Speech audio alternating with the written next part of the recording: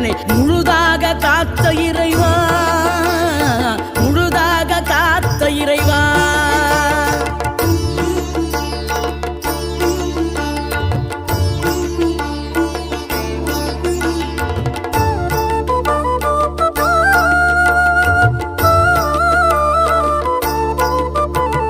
விழுந்தவர்கள் எழுவதுவும் எழுந்தவர்கள் விழுவதுவும் முருகாவும் செயலாலன்றோ. இங்கு அழுதவர்கள் சிரிப்பதுவும் சிரிப்பவர்கள் அழுவதுவும் குமராவும் தயவாலன்றோ. அந்தி பகல் எப்பொழுதும் தங்கி தடையில்லாமல் உங்கள் முகம் கண்ணிலாடும்.